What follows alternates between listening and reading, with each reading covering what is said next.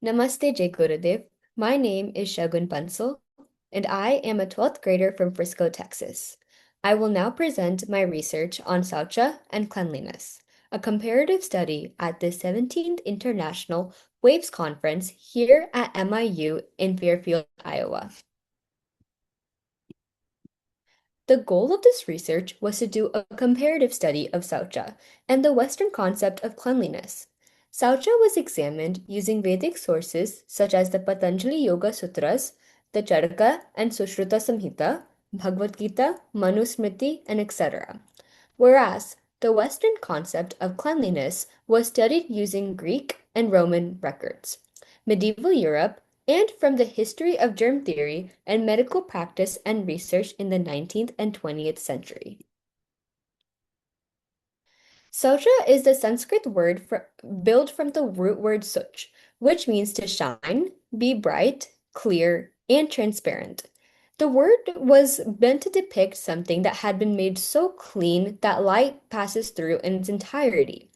The word signifies the process of purification to an extent that full transparency is achieved, such that something much deeper shows through.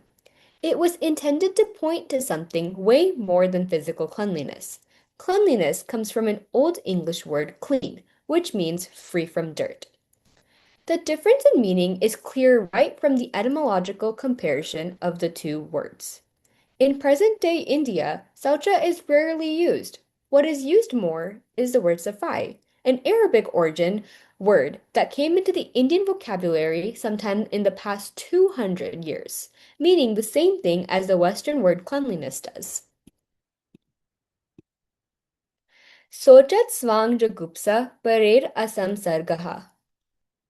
Sattva shuddhi somnasyam ekagrata indriyajaha atma ardarshana yogata cha. Per Patanjali, there are five niyamas or rules one must follow. Saucha is mentioned first in the list of five rules. Physical hygiene and cleanliness and purity is only the threshold of the causal chain of events that are contained within Saucha. The causal chain of events where each one is produced by the preceding one are listed in these Sanskrit verses that I just quoted. The chain starts from washing the body and the cleanliness and hygiene which is kept. This then leads to disinterest and disinclination in one's own body and that of others. The next step involves moving on to mental purity, sattva shuddhi, after which comes an inner cheerfulness, somnasyam, and followed by a sharp focus, ekagrata, then victory over the senses, indrajaha.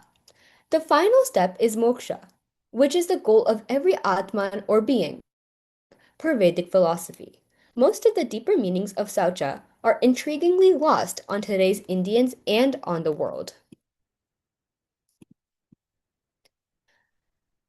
Ahimsa satyam asteyam saucham indriya nigraha etam samasikam dharmam varnya abravin manu. The Manusmriti lists Saucha as one of the five key duties of a person.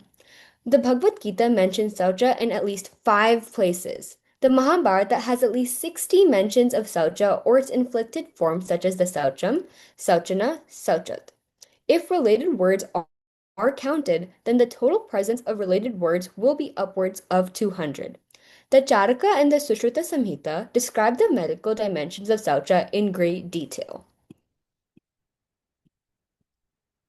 Saucha can be understood through seven interconnected dimensions. It begins with physical cleanliness, or the Bhaya Saucha, which emphasizes personal hygiene, clean surroundings, pure food, and caring for the body as a temple that houses the divine Atman. It also includes mental and behavioral purity, encouraging pure thoughts, truthful speech, right actions, and inner peace.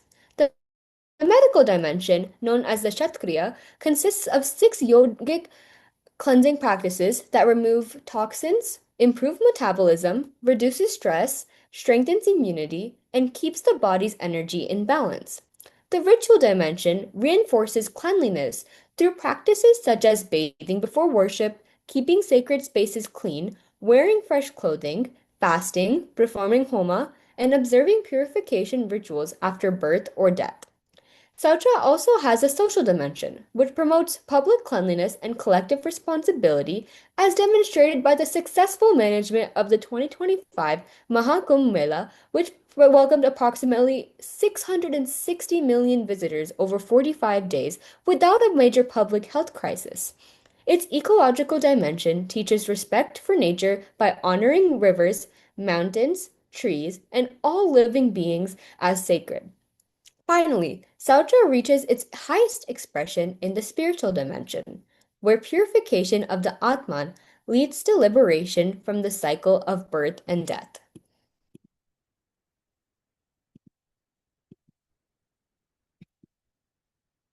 Today, the Western approaches to cleanliness are highly advanced, with rigorous hygiene standards, strong public health systems, widespread awareness of germs and disease transmission, and sophisticated sanitation and waste management of infrastructure.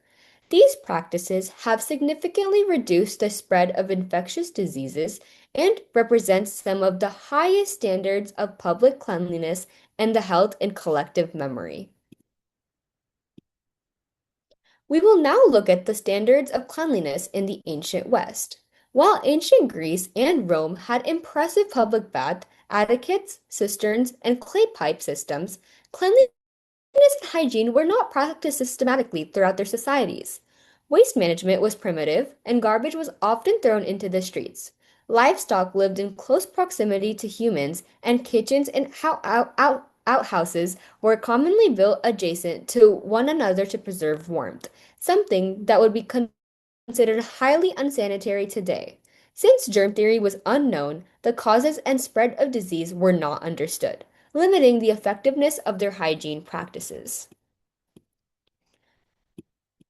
While cleanliness and practices remained largely unchanged throughout the Middle Ages, increasing population densities worsened the problems related to disease and the lack of understanding of their causes. The infamous Black Death of 1347 is estimated to have wiped out nearly 60% of the Europe's population.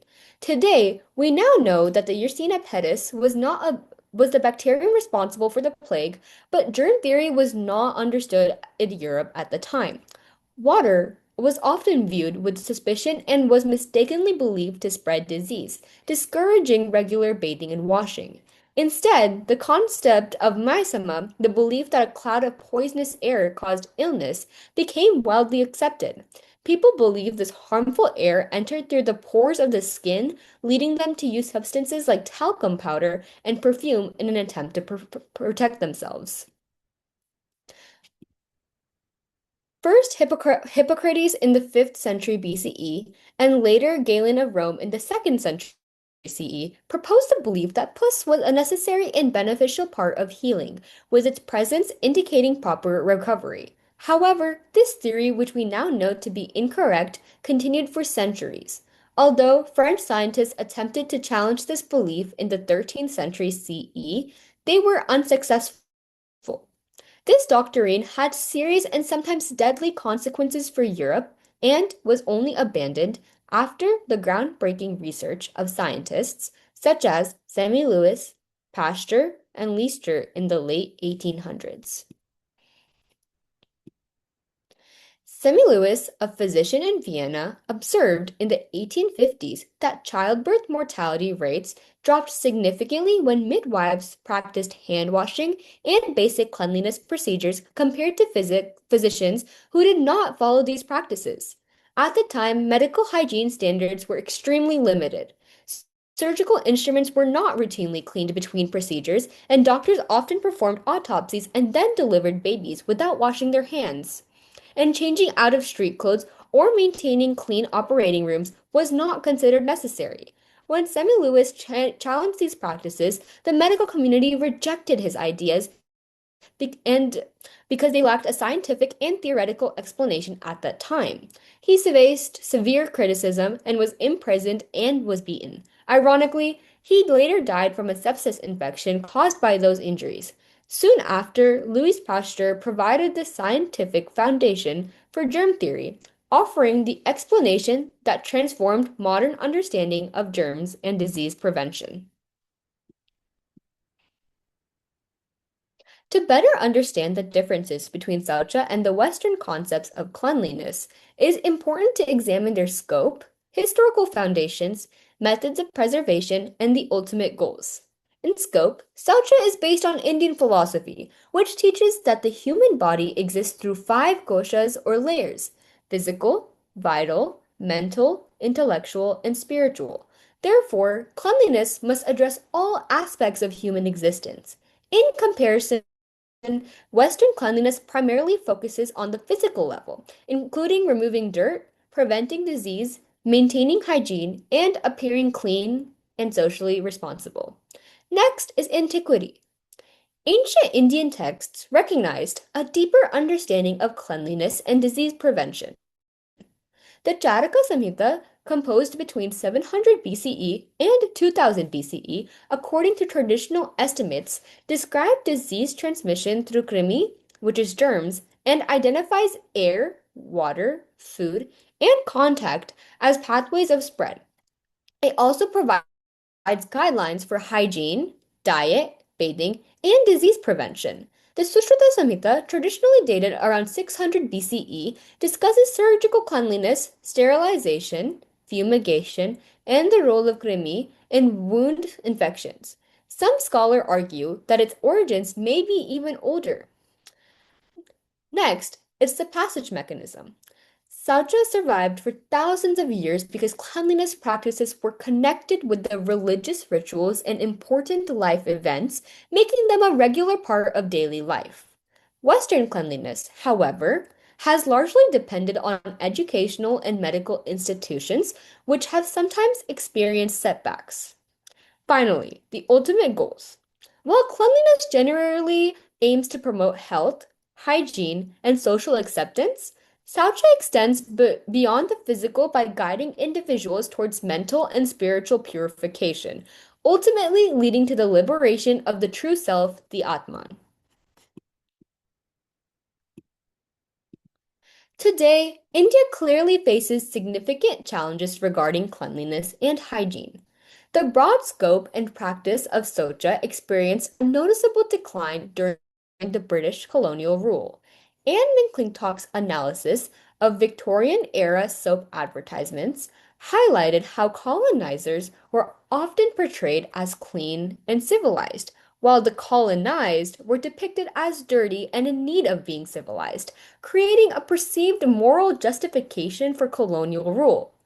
Regardless of how this transformation occurred, the result was that one of humanity's most comprehensive concepts of purity became overlooked and was reduced to a more superficial Western understanding of cleanliness, appearance, and beauty.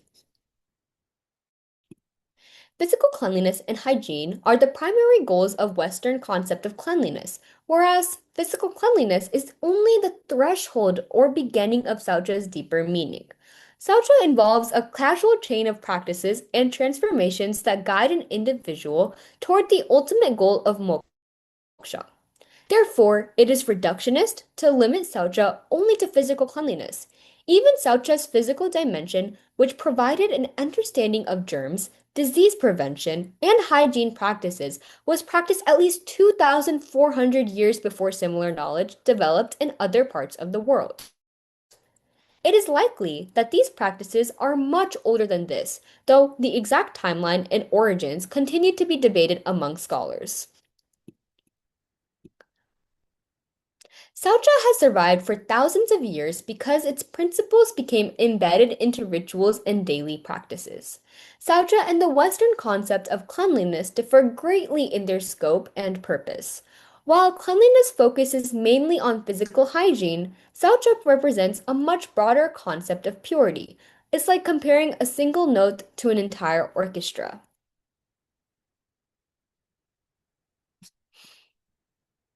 Thank you for listening to my presentation of my research paper. On the right, there's a QR code that will lead you to the latest version of my full paper. Thank you and namaste.